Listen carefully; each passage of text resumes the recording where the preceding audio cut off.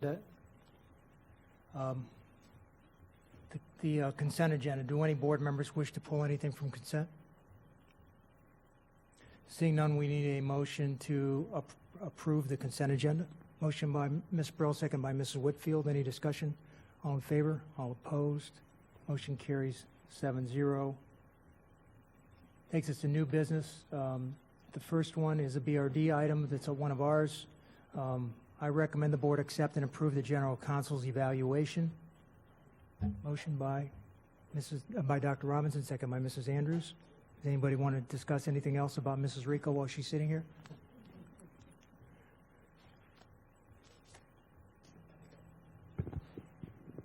Okay, I see. I thought Mrs. Andrews was moving her microphone toward that. All right, I think I took the vote. Did I take the vote? I don't remember. All in favor? Opposed? Motion carries 7-0. Congratulations, Mrs. Rico. On your way out, you can take an excellent evaluation with you to Italy. The superintendent had to take an important phone call, so he'll be back in a minute so we can go to COM 1.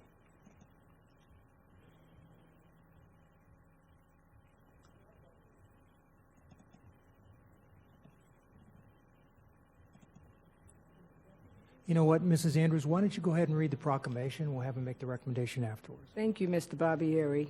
Proclamation, Hispanic Heritage Month, September 15th through October 15th, 2020.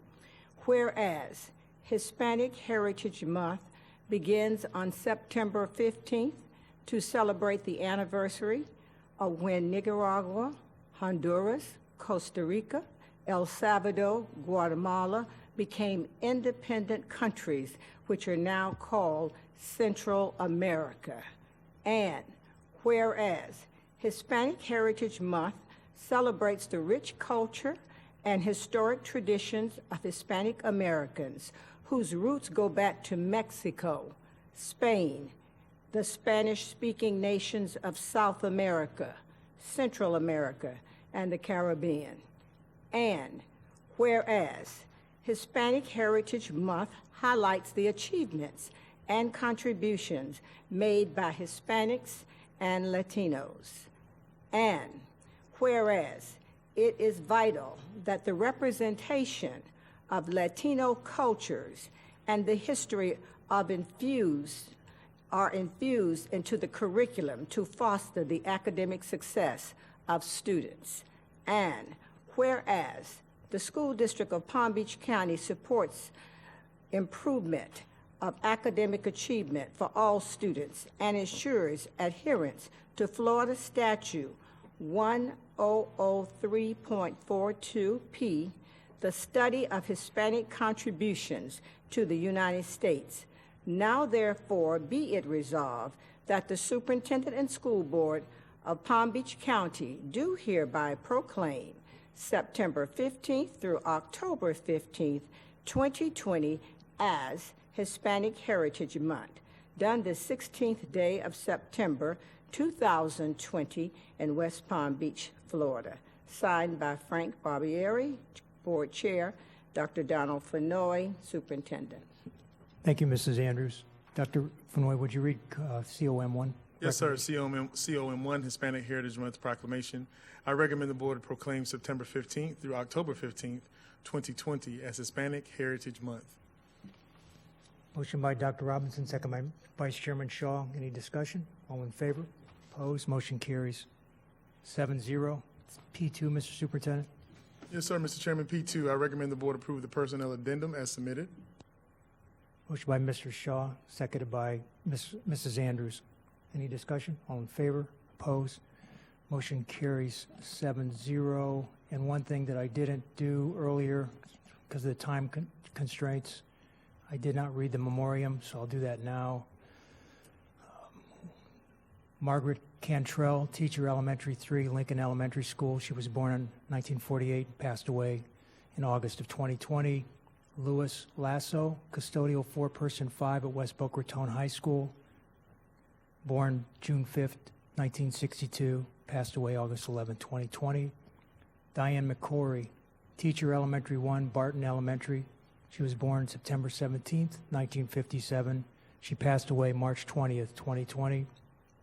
And Joseph Simmons, a technician, mechanical senior maintenance and plant operations, born August 11, 1960, passed away July 26, 2020. If we could take a moment to remember these employees and their families.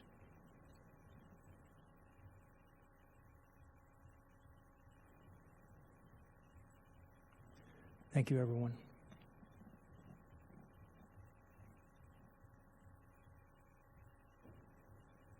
It'll take us to board discussion items. The first one I put on is BD1. Mr. Superintendent, I would just like to get clarification. I know the board did a lot of stuff last week on the policy, but I just want to get clarification on one thing. My understanding was we weren't going to put the principals in the middle. I know they ultimately have to make the decision whether or not they have any spaces available for teachers to work remotely.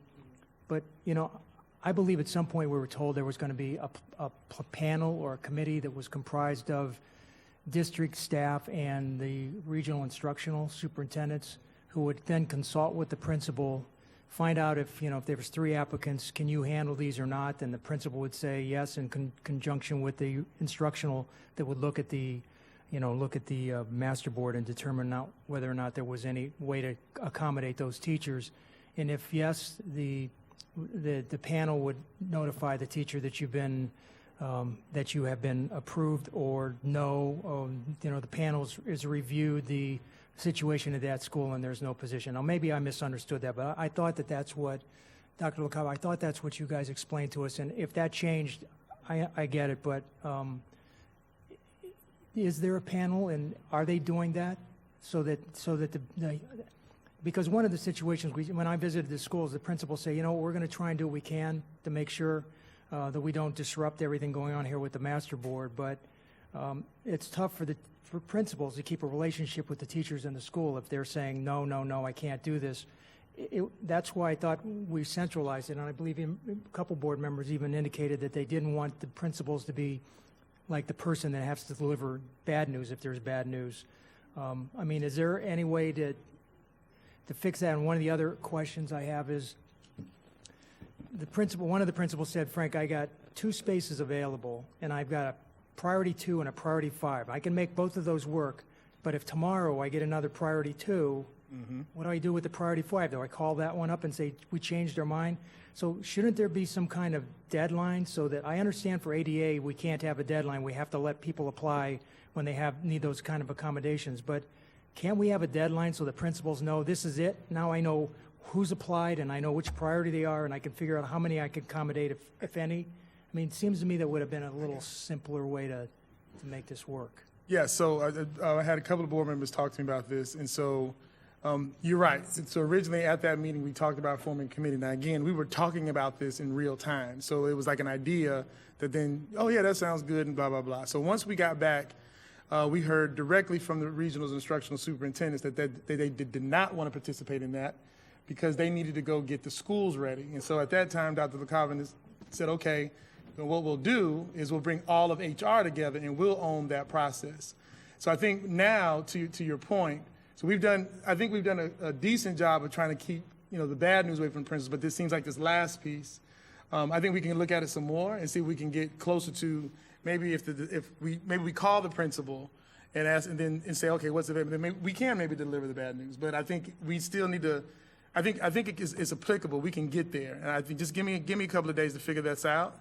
To Dr. LaCava, if you and your team could look at this a little further, and we'll discuss it at Executive Cabinet to see what more we can take off the principal's plate as relates to this. Okay, Mrs. Andrews. Yes, I'd like to add to that because I think we're having some real difficulty with the people that we are denying.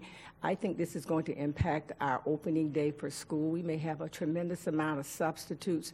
People are suffering. You just heard the speaker just a few minutes ago. I'm getting a lot of calls from people. I think they're left out there. They've been told that they've been denied. And, you know, they were approved by maybe your committee. I don't know who sits on your committee. Is it just Human Resources? Is that what your committee consists of, your team?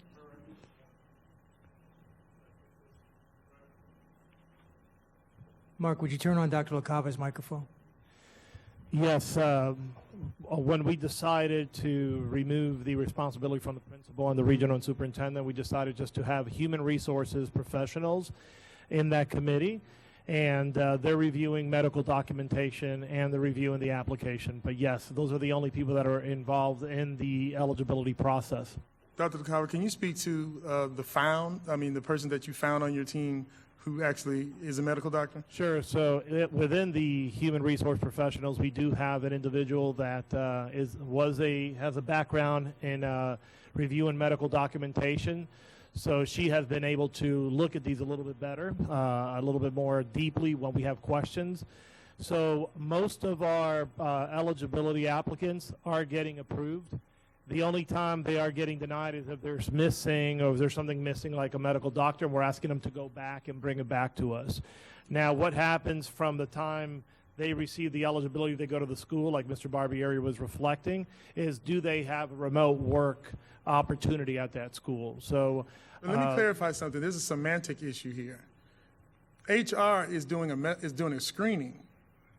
They're not denying or approving what happens at the school. Mm-hmm. So what they're doing is looking at the documentation to say that you are eligible based on these metrics. So the denial of the so-called denial of distance learning is because there isn't anything available, mm-hmm. not because they weren't qualified under the rules established by that team. And so that is the tension, is that, as I allowed something like this to happen, we knew as soon as we started, you would have a bunch of people that had, I have pre-diabetes and high blood pressure. So then I technically can work from home. I'm qualified.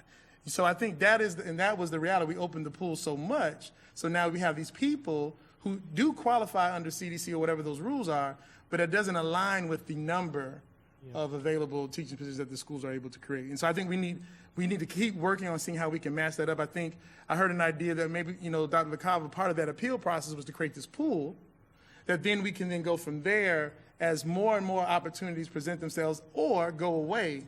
I think that's the part I think even I heard a couple of people say, as the kids keep coming back, then some people who may be approved will say, well, now you have to come back because we now have this. And so I think we must do a better job explaining all of this thoroughly.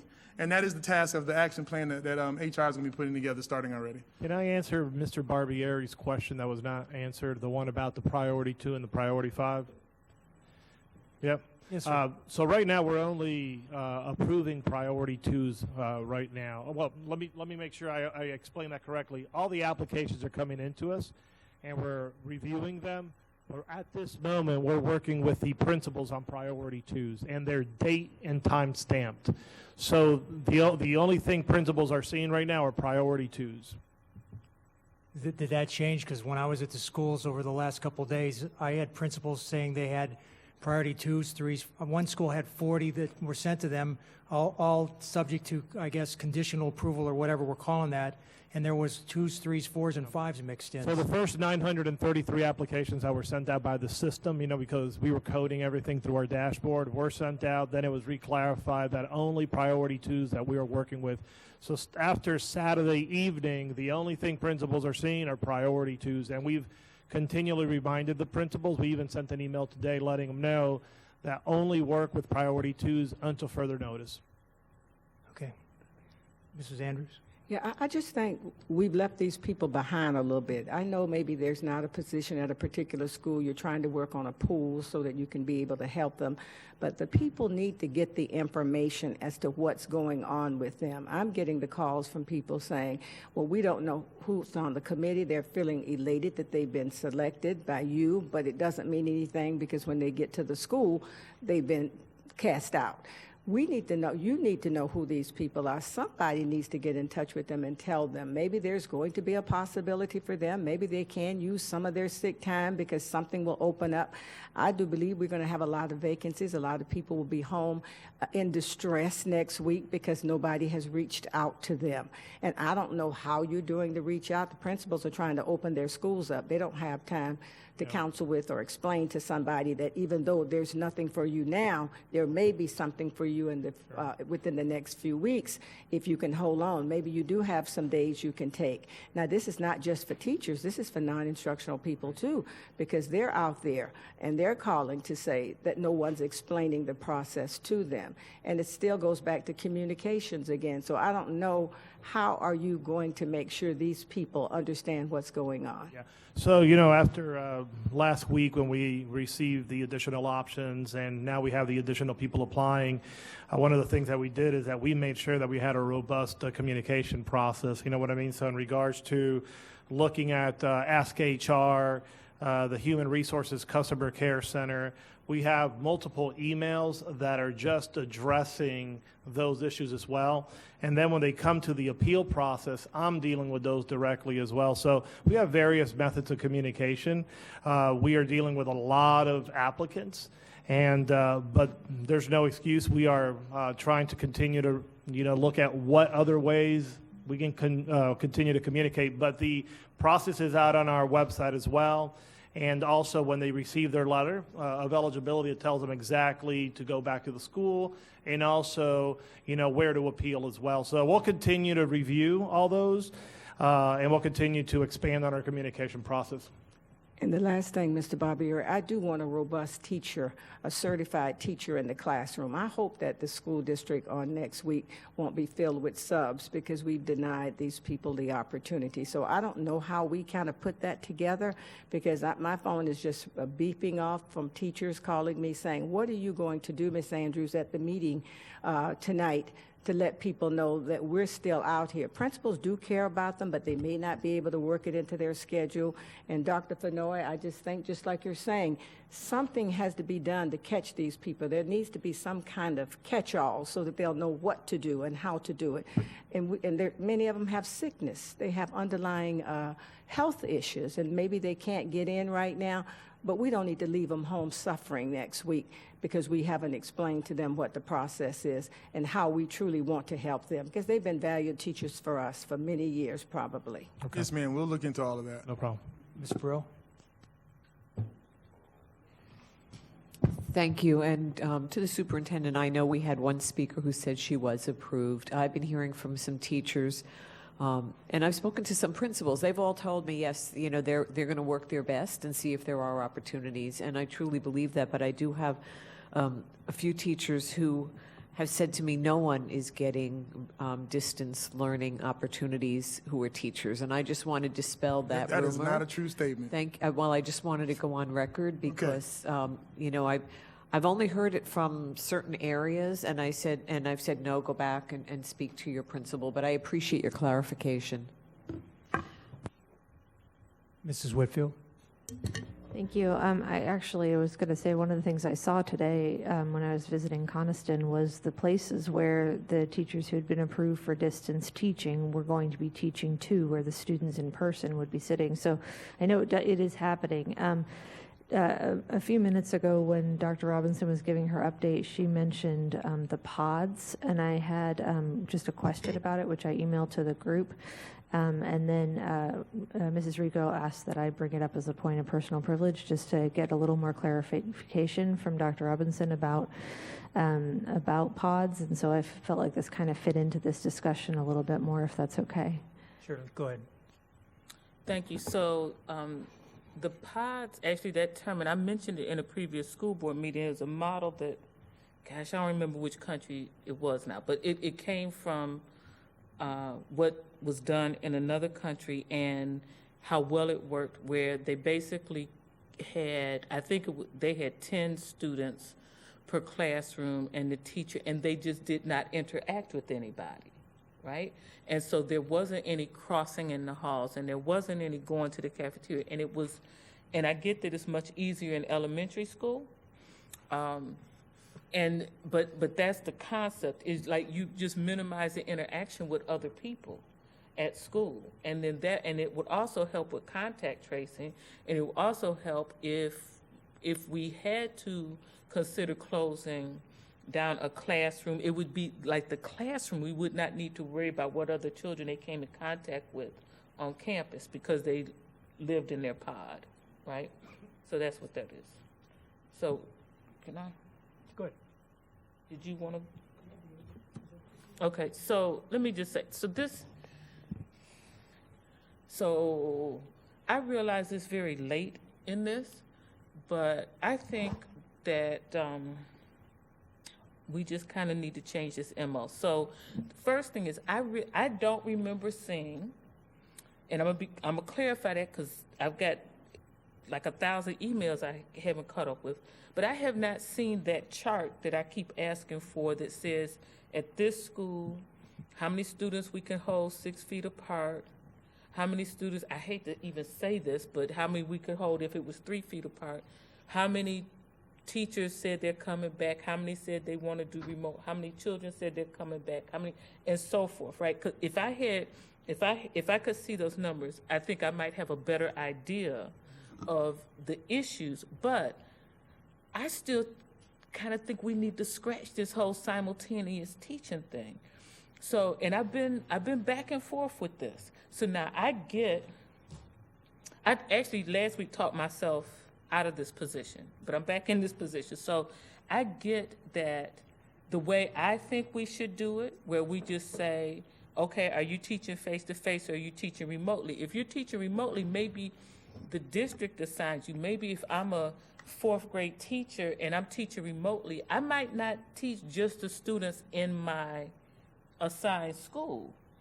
It would be, you'd make the numbers work and populate the class, but then I understand some of the problems that creates. That would create a problem, for example, if the child was in a dual language program, they might not have a teacher who's bilingual. So it essentially would disrupt that academic program. The other thing was mentioned is as the numbers go down and people decide to start sending their children back to brick and mortar, then that would decrease the number of teachers needed for remote, and we'd have to start saying to teachers in a prioritized way, which we're doing the priorities, that you need to go back into brick and mortar, right? And so I get that is disruptive of the educational process, but then I think about it, but we're talking about lives, right? So I just go back to that place. If I'm looking at it in isolation with the educational process, I would say, okay, we had to make that simultaneous teaching work. But one, maybe Ms. Pride can pull that off, but I think you got to be almost a water walker to pull that off, okay? But even more importantly, we are not doing everything I think that we can to meet the needs of our students and our workforce. Like, we are in a crisis, and we should try to make sure we do everything we can so that people are healthy. And so I'm just going to ask that we reconsider that. I get that there's no good solution, right? And certainly no perfect solution. But let me just go on, and especially since we're going to be dealing with class size reduction, it seems to me that factor helps move us away from the simultaneous and just saying, okay, you're remote and you might not teach children that you know from your school, and when baby goes back to brick and mortar, they'll have some adjustment because the teacher might be in a different place in the book or whatever, but they'll be alive, and so will their mama and daddy and their grandmama and granddaddy and their aunts and uncles. Okay, so I'm just asking to reconsider that, because life is more important than academics. I'm just saying. Now, number 2, I think we also, somebody said it, we need to have a deadline for when staff can apply and say, I want this, I don't know what the magic words are, I want to be priority 2 or 3, whatever, right? And I'm also going to change my position on something else, because I know that I told Dr. Fenoy a long time ago that when some other school district published that what they were doing, and they were telling parents they had to decide if their children were going virtual or brick and mortar, and they had to make a commitment for the first semester, I was like, yeah, we're not going to do that, right? This board does not have a political appetite to do this, right? Now, I'm going to ask this board to, okay, I told the superintendent to man up, I'm going to say board man up, okay? We need to look at saying, parents, whatever, choose by whatever, I don't know what the date is, October 5th, and whatever you choose there, we're going to ask you to stay there for first market period, first semester. I don't know the details, but I'm saying I'm ready to say that we've got to do better, but one of the ways we do better, in addition to considering this disruption of this simultaneous teaching, is to say we need people to make commitments so that schools can plan, right? I don't know how people, like, I hate to say the master board, but I don't know how people do the master board with people coming and going and coming and going. Some of that coming and going is going to happen because we're in a pandemic. But let's minimize that, right? And I would say, if we say, parents, effective whatever date, we need you to commit to such a, whichever mode of instruction you want your child in, there's going to be exceptions. I get that, right? We need to try to outline those exceptions, but we need to also ask parents to help us do our best, right? And so I'm just putting all that out there, because I think that right now, in some respects, I think that we have been brought to our knees, and it's time for us to stand up and do better. I'm telling you what my best idea is. You can come up with something better, do something better. But I'm just saying, we have teachers who want to teach, but they want to teach remotely. And I've had people who've said to me, they just don't want to come back to work. Don't even say that, right? That is not right for us to have that kind of attitude. If they're willing to teach remotely, which I actually think is probably harder than teaching face-to-face, we need to connect them to the children, like my grandchildren, who will be learning remotely, right? So we just got to do better. Dr. Fernand, I'm going to just ask you to put it all on the table. Because we got to do better. I hope we don't end up in the same place, but put it all on the table, because... Yeah, I'm sure, the chief academic officer and the deputy superintendent, we all have corrective action plans that have to be developed. But let me give you some early conversations. So these conversations have been had with our regional structures and principals. So one of and Keith, you can, chime in on this. One of the things that the principals told me about creating sort of Donald Fenoy as a teacher of record, I'm going to populate these kids from all places, is the teacher of record may not be able to handle a classroom of kids from Boca High and a bunch of kids from Glade Central. They literally said, Donald, I don't know, you start mixing these communities, like some of these teachers can't deal with that. And so that was one of the first sort of showstoppers for the principals, is that they didn't know you're going to take some, I thought about it, I was like, and naively, I would say, well, a teacher is a teacher. And my principals would say that's not true. They choose to be in certain communities and deal with certain realities. So I think that's one factor that the principals told us directly, but to your point, what you're really saying is push through that. That's what you're saying. I'm saying what? Push through that. Yeah. Push through that. And so I think, but then to your point, as a board, when people start calling, you can't call us and say, move this person for me. You understand? Like, that's the tension. So if we set a way of doing business, then we have to hold to that business throughout the entire process. And we can't create an exception because somebody knows somebody that can make that exception happen. So, but we'll look at it. Agreed? Yes. Mrs. Andrews? I still want to know the numbers. People are waiting on appeals out there. I guess they have to use their sick days while they're waiting on an appeal. How many vacancies do we have? How many people have been placed in remote learning? Why can't we get a spreadsheet so that we will know what's going on within the district for particular schools and so on? Because people are saying, I'm waiting on an appeal. School starts Monday. This is what happens when we wait late. And so people are very frustrated. Many of these people probably need some counseling, just like you heard the speaker tonight. They're very upset with us. So we've got to kind of get a better handle. I would like to know as a board, how are we doing? Do we have 200 subs coming in on Monday? What happened with that? Could some of those have been people to work remotely? I really don't know, because I've never seen a spreadsheet with the numbers. Sure. I believe on Monday or Sunday, I sent every single board member an email with the Power of BI dashboard on it, and there was a step-by-step piece on how to log in. I also put, I believe I gave it to Mrs. Bass, I put a hard copy like it was requested by the board in the board office, a spreadsheet to review those numbers. So I can continue to do that. I'll send you, if you want, the dashboard as well, and I'll show I you. want that, and also want to see the vacancies. I don't know if that was on there, all the vacancies, how many subs. Sure, I send that every week, and I will send it to you personally. I know where the vacancies are, but I'm saying as it relates to people who are actually applying for remote. Yep, and done. putting all those pieces together. We need to see it all in one package. Well, let's hold up on that, because we have a whole nother process we're about to go through, which is reducing the workforce because of enrollment. So remember, our enrollment numbers are down, what, Mike, about 5,000, 6,000?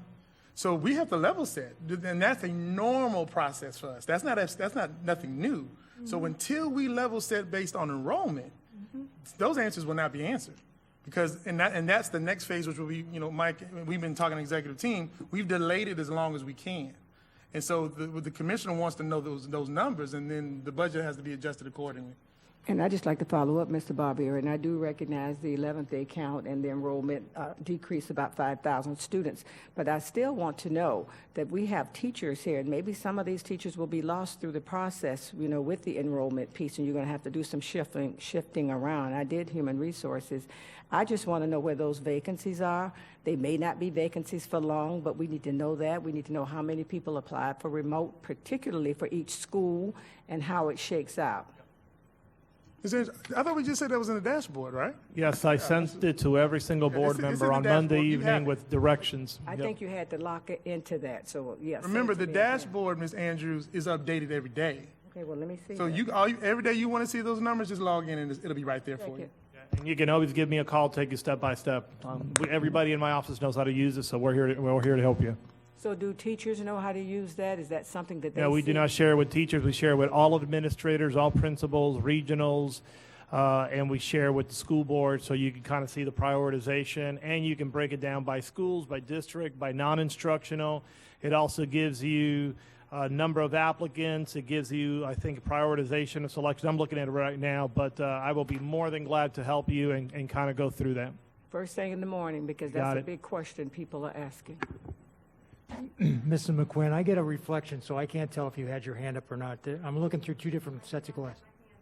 Okay. Was anybody else on this discussion item? All right. Mr. Barbier, can I just say something? Yes, sir. Julianne, I want to thank you for helping me through these last couple of years. We don't always see eye to eye, but you guys have been great. And I just wish you the best in Italy. And next year I'm going over there, so if you have an extra room, I'll be there. So thank you very much. You need to make reservations, Dr. LaCava, because I got it first. So. Mrs. Andrews, you have BD2. And yes, I want to take a few minutes, a point to kind of tell you why I put this on the agenda. And as we all know that we're in a pandemic right now, we're in the pandemic together. And the superintendent is our employee, as we very well know. I've called the general counsel, spoke to her a little bit. I sent you my questions as a board on yesterday, and so you probably know my thought process. And it's interesting, as I listened tonight and even some of last week and maybe the last 2 weeks, we've been in a rush to push out as much as we could at the 11th hour.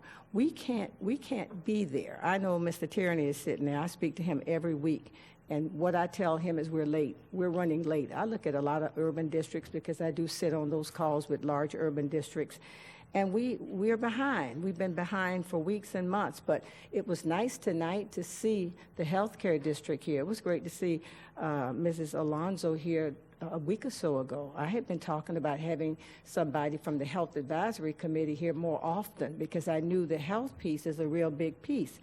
But as a board, we need to step up with our responsibilities with the superintendent, and he must lead. And you heard that a lot tonight from the speakers. And his team has to perform in a timely manner. Many of the things that we're talking about now that we're still trying to work through, and it sounds like we are trying to work through them at these last minutes, these things were done months ago. And I've heard the conversations because I've been on those calls, those Zoom meetings with them.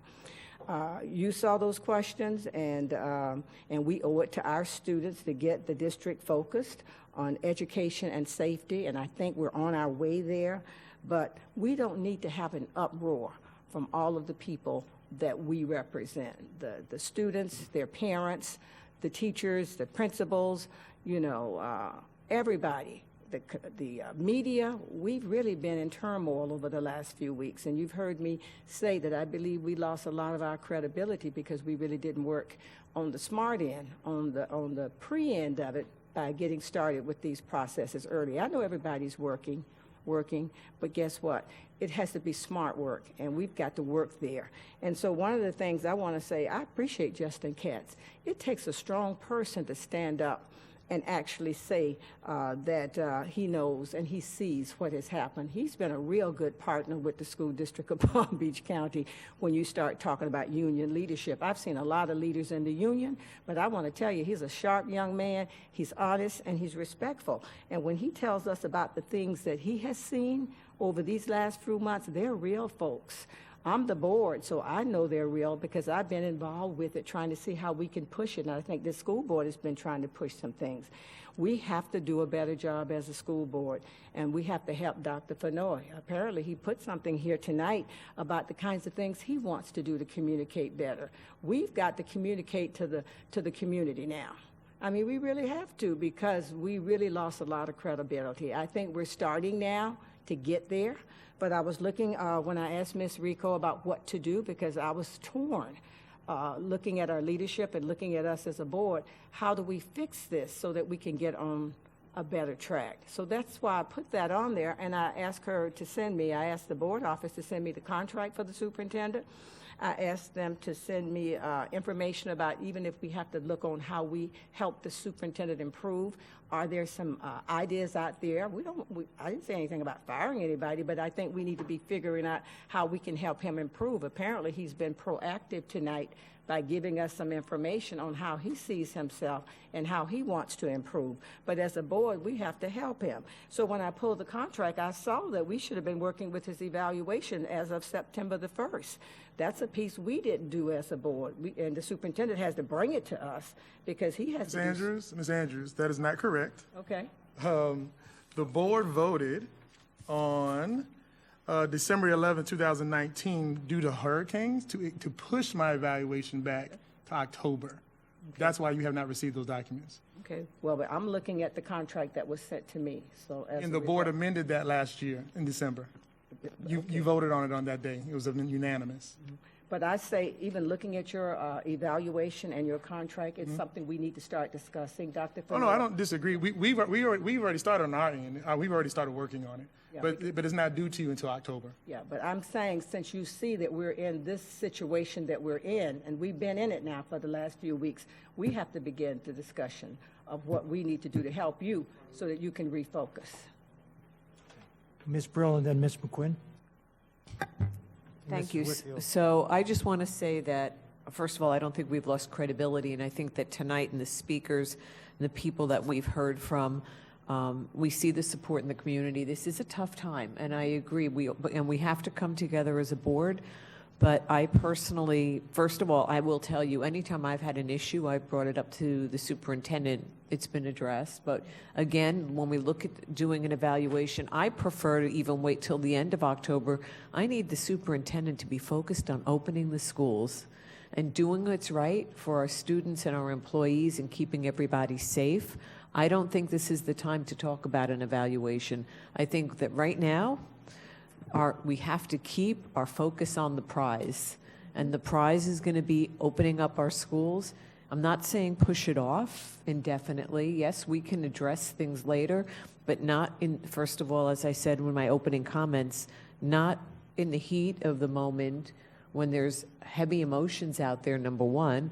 Number two is we've got to see how this all goes. So I really, when we talk about a date and talk about the evaluation, I don't even want to think about it at this time. I'd rather wait at least until October.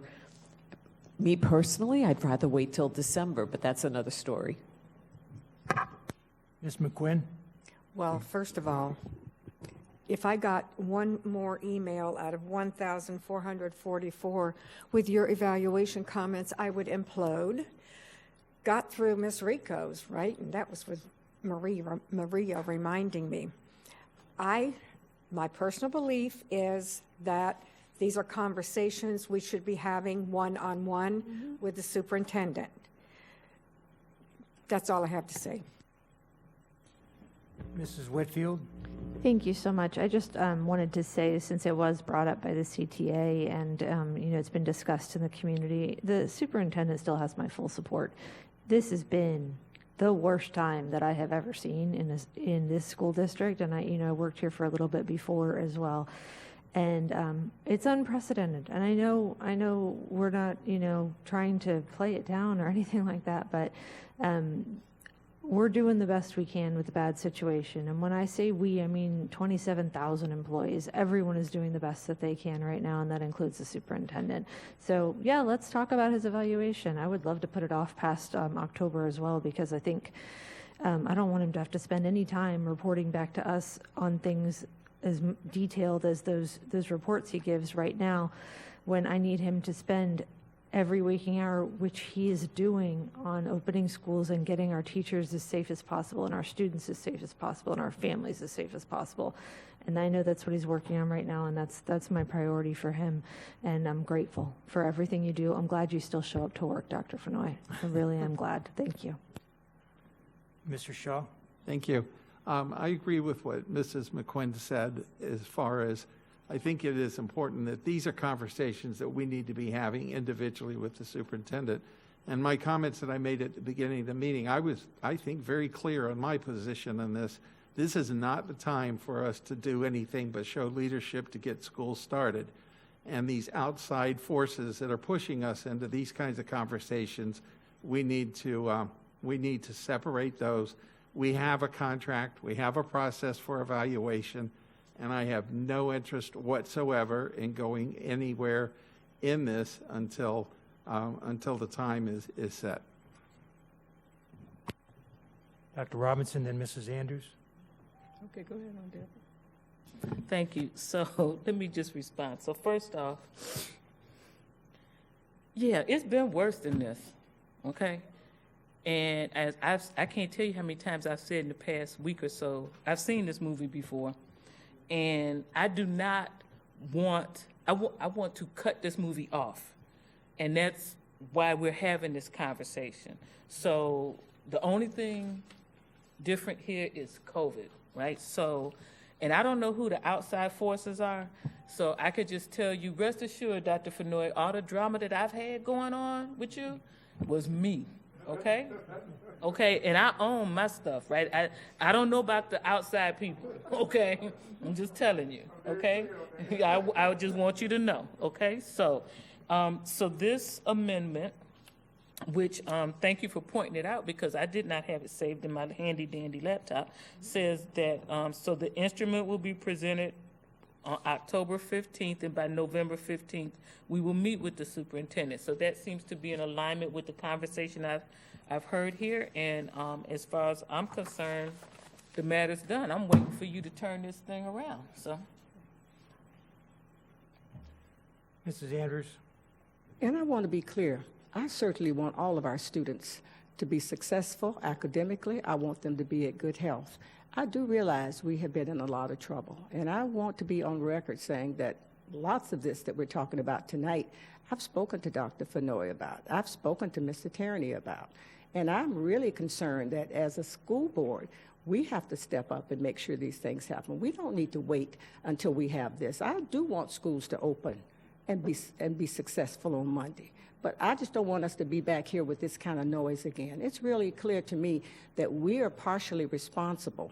I saw this tonight. I saw the things that were happening because we pushed. But we have to do a better job than that. Yes, it does fall back on us because Dr. Fenoy is our employee.